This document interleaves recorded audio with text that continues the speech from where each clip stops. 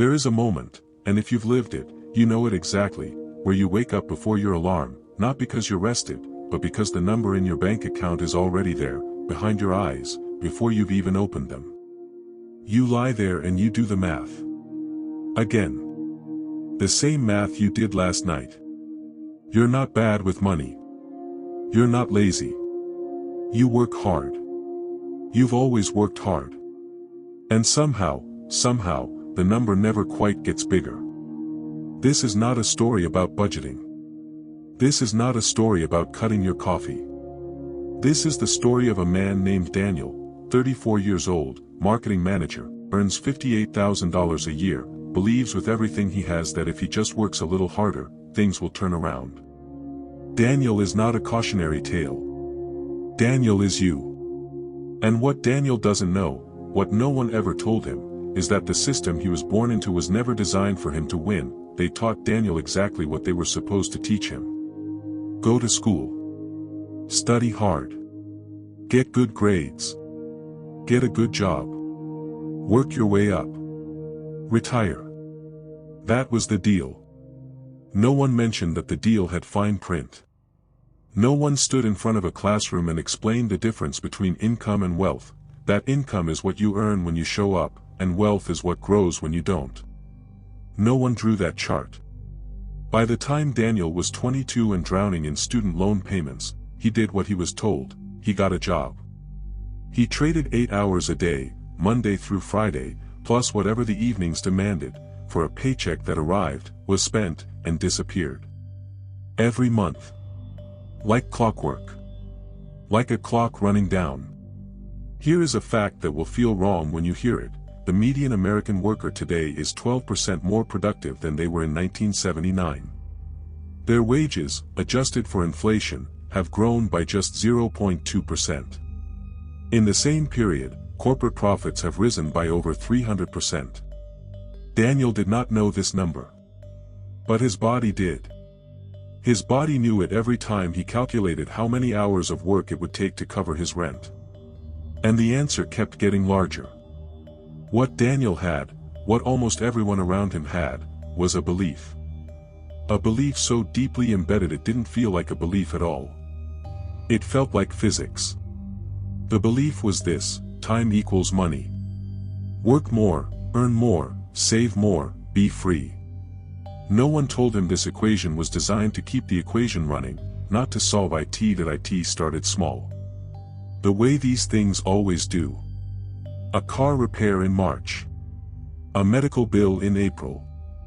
A rent increase in June that arrived with the cheerful language of a renewal notice. By July, Daniel had done something he swore he would never do. He put $900 on a credit card. And he told himself it was temporary. He said the word temporary, the way people say it when they mean, I can't look at this right now. The balance did not stay at $900. Here is what no economics class, no finance podcast, no well-meaning relative ever explained to Daniel: credit card companies do not make money from people who can't manage finances. They make money from people who are one emergency away from the edge, which is most people, and who have been offered a very elegant short-term solution to a long-term structural problem. The product is not the card. The product is the feeling of safety the card provides, right before the interest starts. Daniel was not failing. Daniel was behaving exactly as the system expected him to. The anxiety he felt at 11 p.m. wasn't a character flaw.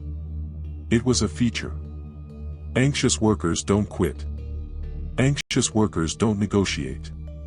Anxious workers show up early and stay late and say thank you when the annual raise lands at 2.4%, which, after inflation, is not a raise at all. He looked at his spreadsheet that night and felt the specific shame of a man who has done everything right and arrived somewhere wrong. He did not yet have a word for that feeling. But there is one. The economists call it learned helplessness. What it feels like, from the inside, is, maybe I'm just not smart enough. Let's talk about the architecture. Not politics. Not morality. Architecture. There are two ways to make money in this world. The first is to sell your time. You show up. You perform. You get paid. When you stop showing up, the money stops. This is called active income. This is what Daniel does. This is what the vast majority of the planet does. The second way is to own something that makes money while you sleep. A building that charges rent. Shares in a company that turns a profit. A patent. A brand. Capital that generates more capital, compounding silently in the background while its owner is doing literally anything else. This is called passive income. This is what the people at the top of every wealth chart on earth primarily live on. Here is the part that should disturb you: there is nothing natural about this division. It was constructed. The tax systems of most wealthy nations tax capital gains, profits from investment, at lower rates than wages. In the United States, if you earn $1 million by working, your effective federal tax rate is roughly 37%. If you earn $1 million by selling stock you've held for a year, your effective rate is 20%. The system does not treat these two activities as equal. It treats one of them better. And it's not the one Daniel does. Daniel had never thought of himself as someone who sells time. He thought of himself as someone who has a career. But careers, it turns out, are just time selling with nicer language and a better office chair. The first time Daniel heard the term capital allocation, not in a textbook, but in a conversation at a dinner party where someone casually mentioned their portfolio, he felt something he couldn't name. It wasn't envy. It was the particular disorientation of hearing a language spoken fluently that you didn't know existed. He had been fluent in only one language his whole life, the language of effort. Work harder. The other language, the one that moved money without moving bodies, had always been spoken in rooms he was not invited into. Here is what Daniel believed, and here is what was true. He believed that a savings account was how you built wealth. What was true? With a savings account offering 0.06% interest and inflation running at 4%, Daniel was losing money every year he didn't invest. The money sat there. It shrank. The bank used it. He didn't. He believed that homeownership was the foundation of financial security. What was true? In the 30 years since his parents bought their house, housing costs in major cities have increased by an average of 400%. The next generation cannot use the same ladder. It has been pulled up. He believed that working hard was what separated people who made it from people who didn't. What was true? The single greatest predictor of financial outcome is not effort, it is which family you were born into.